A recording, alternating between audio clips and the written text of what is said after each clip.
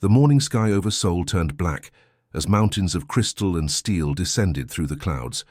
Commander Ji-won Park gripped the railing of his observation deck, watching ships the size of city blocks settle into Earth's atmosphere like predators claiming their territory.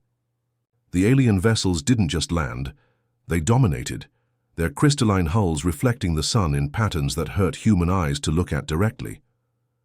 "Sir, we're getting readings from over 300 vessels worldwide," Lieutenant Minji reported, her voice barely steady.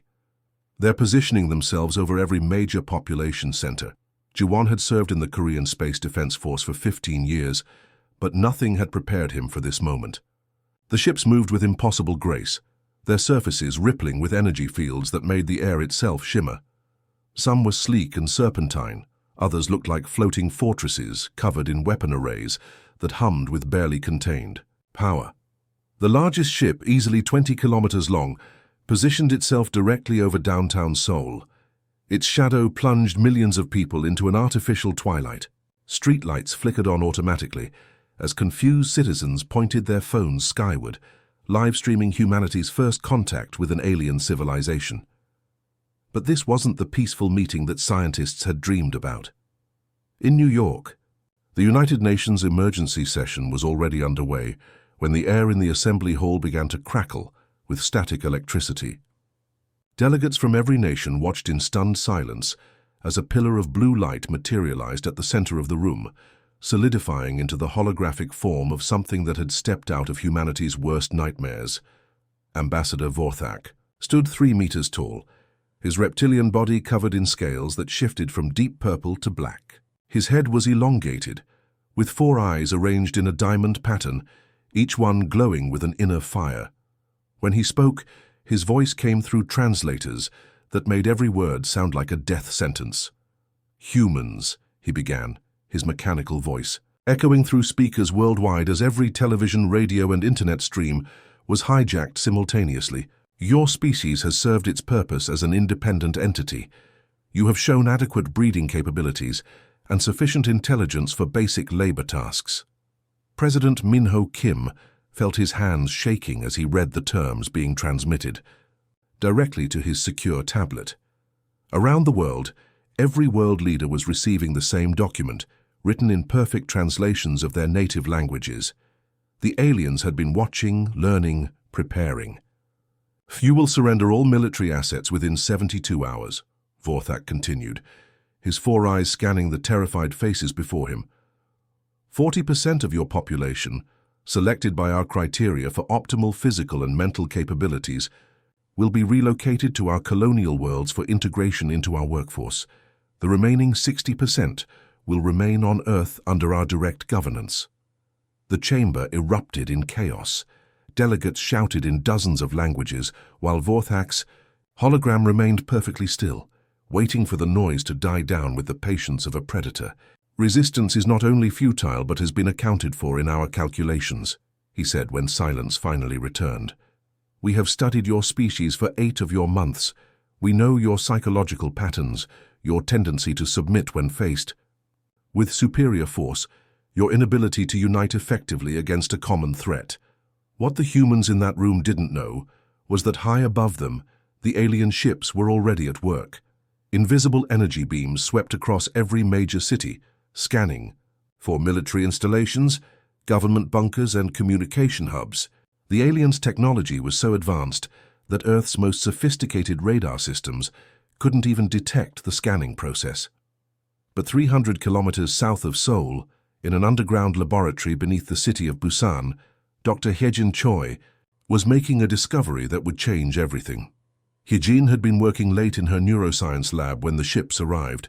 As a specialist in brainwave analysis, she kept sensitive monitoring equipment running around the clock.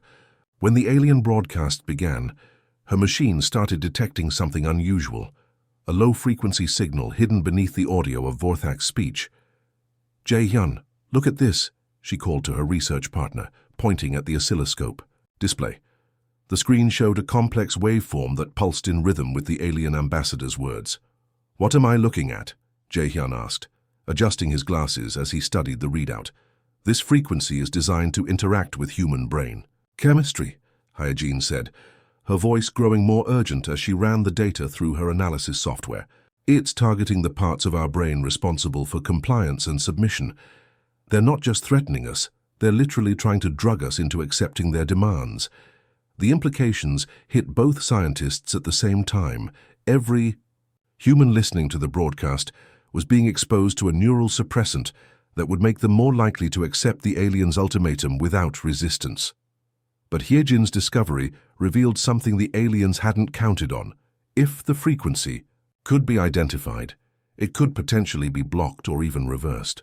Her hands trembled as she reached for her encrypted communicator, knowing that what she had found might be humanity's only hope. "They think they've won before the fight even started," she whispered. "But they just made their first mistake." The 72-hour deadline came and went like a whisper in the wind. Ambassador Vorthak stood in his command chamber aboard the flagship, his four eyes fixed on the communication displays that should have been flooding with surrender documents from every human government. Instead, the screens showed mostly empty channels and a few defiant messages that made his scales ripple with confusion. "Status report," he commanded his communications officer, a spider-like creature with multiple arms that danced across holographic controls. 17 governments have gone completely silent, Supreme Ambassador. 23 have sent messages of outright refusal. The remaining few are requesting more time for deliberation. Vorthak's inner eyelids blinked rapidly, a sign of growing frustration among his species. In 800 years of conquest, no primitive world had responded this way. Usually, the neural suppression broadcasts ensured compliance within the first day. But 3,000 kilometers away, Captain Taehyun Lee was about to show the aliens exactly why their calculations had been wrong. The alien communication array sat like a massive black spider in the hills outside Tokyo, its crystalline legs stretching 50 meters into the ground. Energy fields shimmered around its perimeter, and floating patrol drones circled it in precise patterns. To the aliens, it was an impregnable fortress of technology. To Captain Lee and his 12-person special operations team, it was just another target.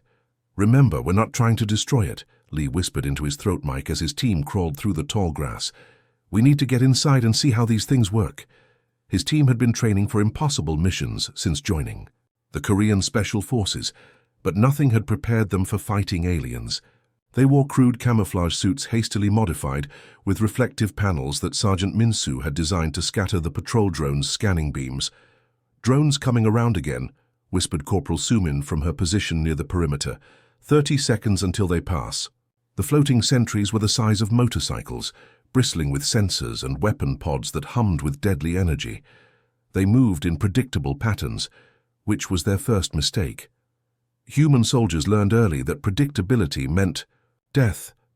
Lee's team moved like shadows between the drone patrols, using timing and terrain that the aliens' rigid programming couldn't account for. When Private Kyung-ho accidentally triggered a ground sensor, he didn't freeze like the aliens expected. Instead, he rolled sideways into a drainage ditch, just as an energy beam scorched the earth where he'd been lying. "They shoot where you were, not where you're going," he reported quietly. "Their targeting system has a delay." This information spread through the team instantly. Human adaptability in action. Every mistake became a lesson. Every lesson became an advantage. Meanwhile, back in her Busan laboratory, Dr. Hyejin was having her own breakthrough. She'd been working non-stop for 3 days, surviving on coffee and determination. Her workbench was covered with cannibalized radio equipment, computer processors, and enough cables to wire a small building. "The neural suppression frequency operates at 783 Hz, she explained to her growing network of resistance scientists through an encrypted video call. "It's actually mimicking Earth's natural resonance frequency, but with subtle modifications that make our brains more susceptible to fear and submission." Dr. Seungmin from the underground facility in Busan nodded as he watched her demonstration. "So if we can generate a counter-frequency—" "Exactly. We cancel out their signal and restore normal brain function." Hyejin held up her crude prototype, a tapoi, modified radio transmitter wrapped in copper wire and duct tape. It looked like something a teenager might build for a science fair, but the readings on her equipment showed it was working. "I need volunteers," she announced to the other scientists. "On the call." Dr. Seong-min was the first to step forward. "I've been feeling foggy and anxious ever since their broadcast started. Let's see if your device can fix that." When Hyejin activated the counter-frequency generator, the change in Seong-min's demeanor was immediate and dramatic. His shoulders straightened, his eyes cleared, and for the first time in days he smiled with genuine confidence instead of forced bravery. "It's like waking up from a nightmare," he said, touching the crude headband device. "I can think clearly again, the fear is gone." Within hours, Hyejin's design was being transmitted to resistance cells worldwide. In hidden workshops from Seoul to São Paulo, humans began building their own neural shields using whatever materials they could find. The devices were crude, uncomfortable, and had to be constantly adjusted, but they worked. And as more humans began wearing them, something the aliens hadn't expected started happening. The species that had seemed ready to surrender began to remember what they were really capable of.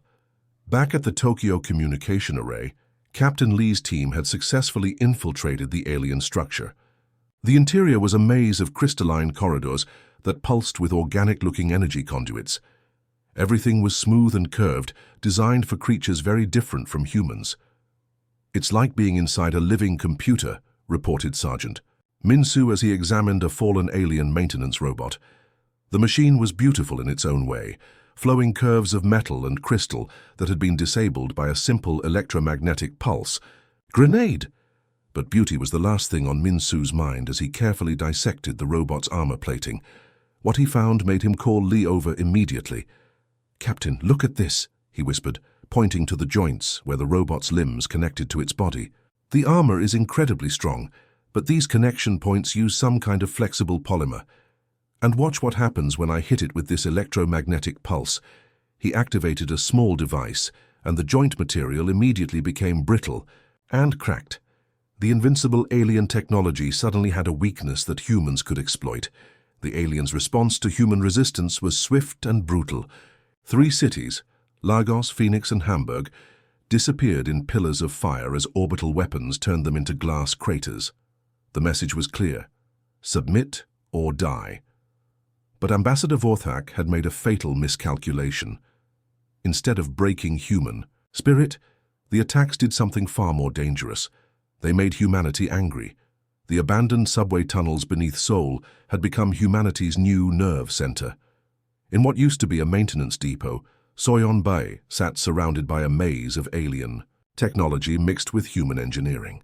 Cables snaked across the concrete floor, connecting salvaged alien processors to human computers in ways that should have been impossible. "Got another one," she announced to her team of hackers, her fingers dancing across multiple keyboards simultaneously. The screens around her flickered with alien text that her translation algorithms were slowly learning to decode. "I'm inside their secondary communication network." Soyeon had been South Korea's top cybersecurity expert before the invasion, but now she was something entirely new, humanity's first xeno-hacker. The alien communication systems were incredibly advanced, but they had one fatal flaw. They'd never been designed to keep out human curiosity. "What are you seeing?" asked her partner Jihoon, monitoring the data streams flowing across his displays. "They're arguing," Soyeon said, her voice filled with excitement. "Listen to this. I've got a heated exchange between something called the Vorthan Command and the Kelix Warfleet. The Vorthans are accusing the Kelix of hoarding resources from conquered worlds, and the Kelix are threatening to withdraw from the Alliance if they don't get a bigger share of Earth's population allocation." She pulled up more intercepted messages, her translation software working overtime to make sense of the alien languages. "And here, the Zephyrian Council is complaining that the Vorthans promised them exclusive rights to Earth's ocean resources, but now 3 other species are making similar claims." The implications were staggering. The mighty Hegemony Council that had demanded humanity's surrender was actually a collection of competing alien species held together by nothing more than greed and convenience. And like all unstable alliances, it was vulnerable to the right kind of pressure. "Send this to Captain Lee immediately," Soyeon ordered. "If we can exploit these divisions 3 time zones away," Captain Taehyun was already putting that intelligence to use.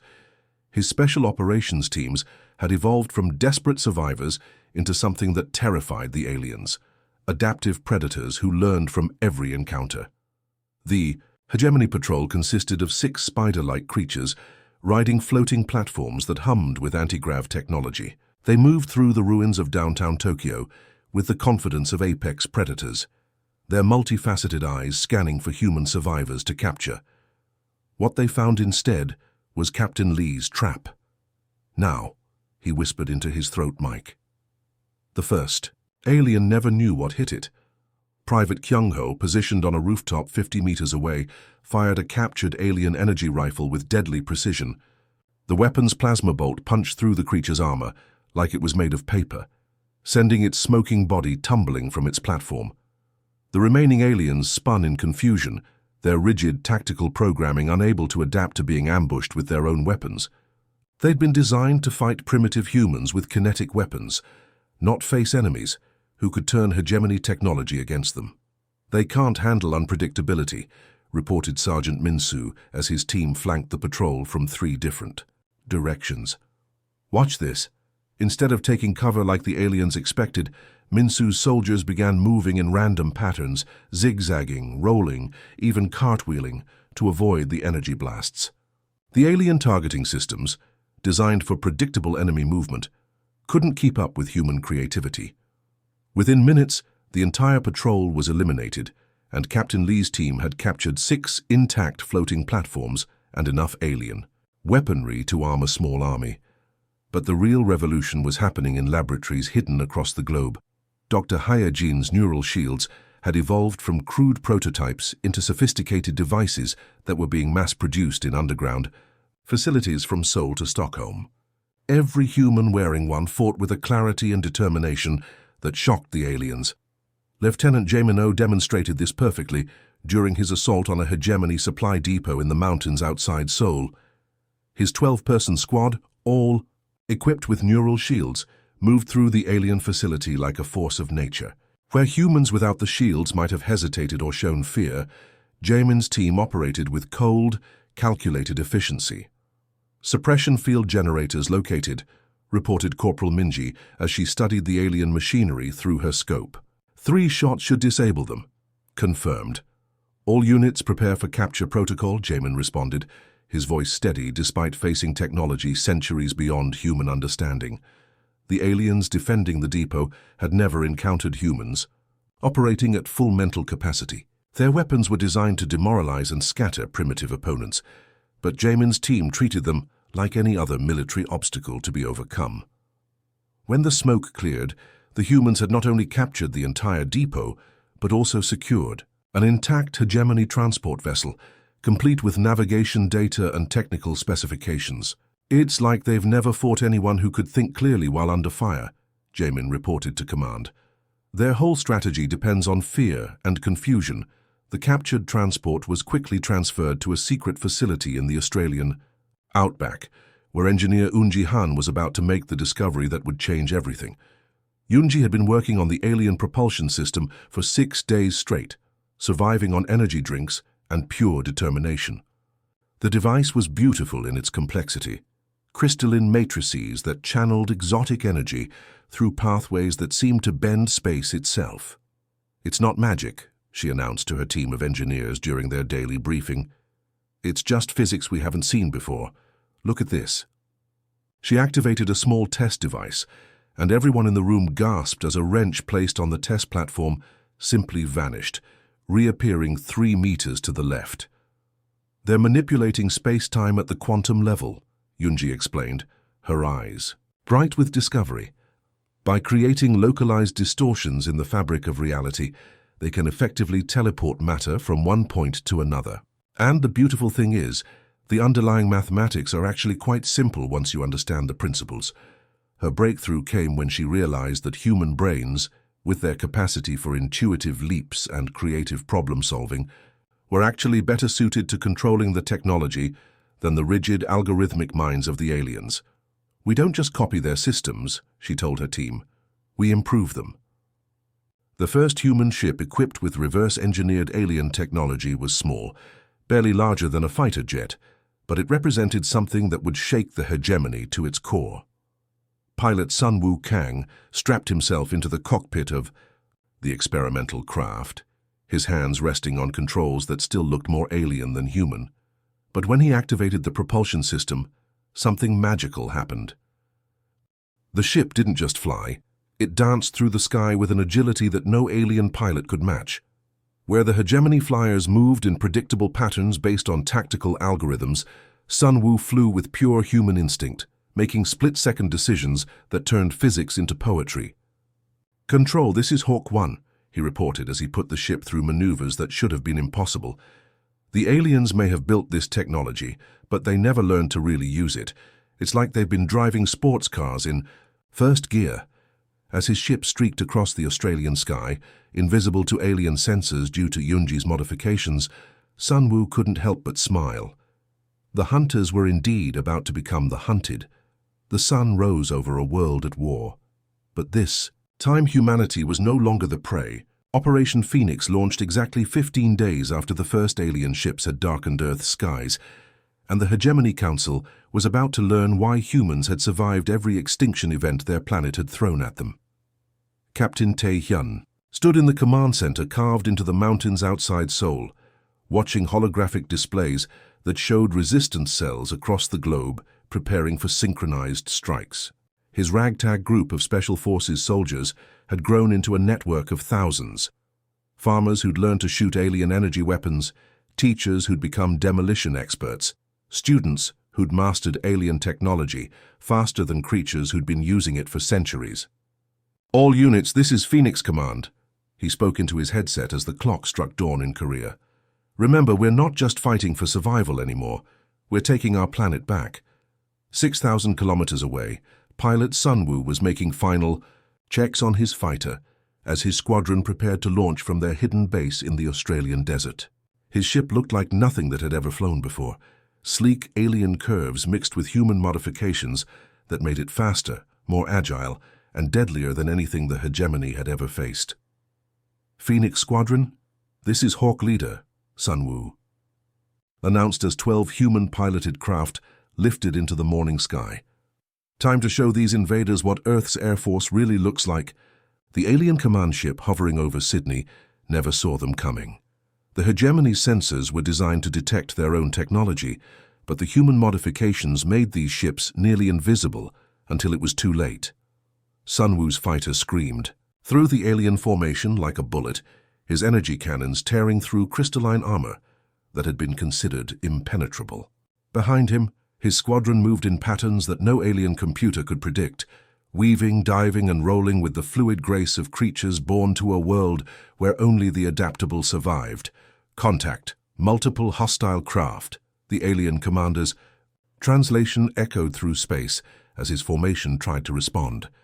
But their fighters moved in rigid geometric patterns, following programmed responses that human pilots had already learned to counter. "They're flying like robots," Sun Wu reported, as he rolled under an alien energy blast and returned fire, watching another enemy ship explode in a cascade of blue flames. No creativity, no instinct. It's like fighting a video game on easy mode. Within minutes, 3 massive Hegemony command vessels were tumbling toward Earth's surface, their hulls torn open by weapons they'd built but never truly mastered. The psychological impact rippled through the entire alien fleet. For the first time since the invasion began, humans were winning in open combat. But the real masterpiece of Operation Phoenix was happening in the digital realm. Soyeon had spent 2 weeks mapping the Hegemony's communication networks, and now she was about to turn their greatest strength into their greatest weakness. "Uploading the virus now," she announced from her underground command center, her fingers dancing across keyboards that controlled programs designed to exploit every weakness in alien psychology she'd discovered. The virus wasn't made of code, it was made of lies. Carefully crafted messages that appeared to come from different Hegemony species, each one designed to resurrect ancient grudges and territorial disputes that had been buried under centuries of forced cooperation. "Message sent to Vorthon Command. Appearing to originate from Kellick's warfleet," reported her assistant Ji-hoon. "Contents: demand for immediate withdrawal from Earth orbit and surrender of all mining rights to Vorthon Control." Kellick's response: "Incoming. Soyon smiled as alien text scrolled across her screens. They're not happy about this supposed betrayal. Within hours, the falsified communications had achieved something that seemed impossible. 2 entire alien fleets opened fire on each other over the Pacific Ocean. The Kelix war fleet, convinced that their Vortan allies had betrayed them, launched a devastating attack on the Vortan mining vessels. The space above Earth's largest ocean became a battlefield as alien weapons designed to conquer worlds turned against their own creators. Humans are devious, Ji-hoon observed as they watched the battle through hijacked alien sensors. I'm almost starting to feel sorry for them. Don't, Soyon replied coldly, remembering the 3 cities that had been vaporized. They started this war. We're just finishing it. But Dr. Hyejin had saved the most devastating surprise for last. In her laboratory beneath Busan, she'd been working on something that would have been considered impossible just weeks before, turning the aliens' own neural suppression technology into a weapon against them. If they want to play with minds, she said grimly as she made final adjustments to her device, let's show them what human ingenuity can do. The neural disruptor, as her team had dubbed it, was elegant in its simplicity. It took the same frequency, technology the aliens used to make humans compliant and reversed it, creating a signal that overloaded alien nervous systems and sent them into catatonic states.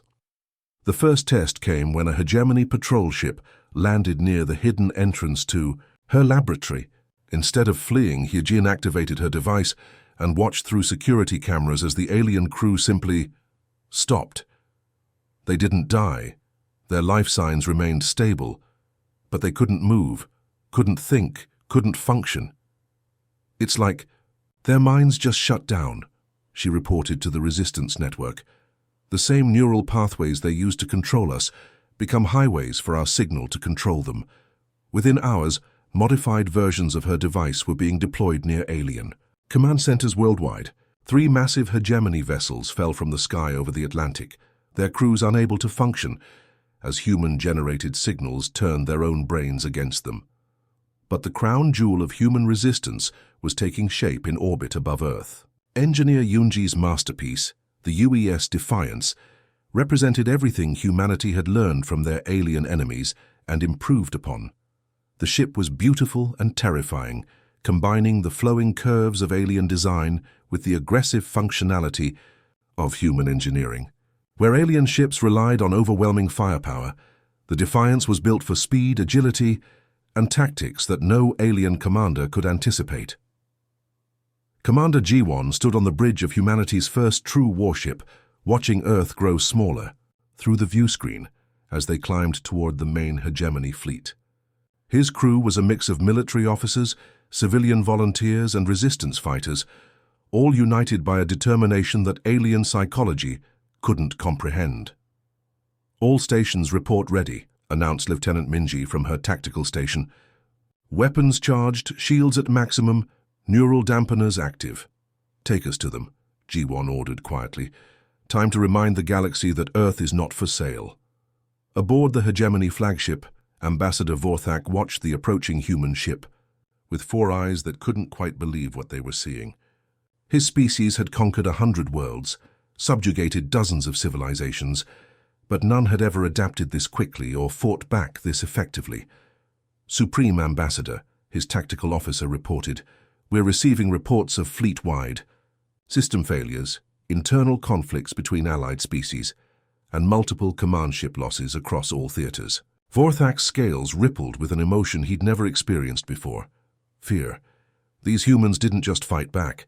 They evolved, adapted, and overcame with a speed that defied every model the hegemony had developed over millennia of conquest. "How is this possible?" he whispered, watching his mighty fleet burning in Earth's skies as a single human ship approached with the confidence of an apex predator. For the first time in his long life, Ambassador Vorthak began to understand that his species hadn't just underestimated humanity, they'd awakened something far more dangerous than they'd ever imagined.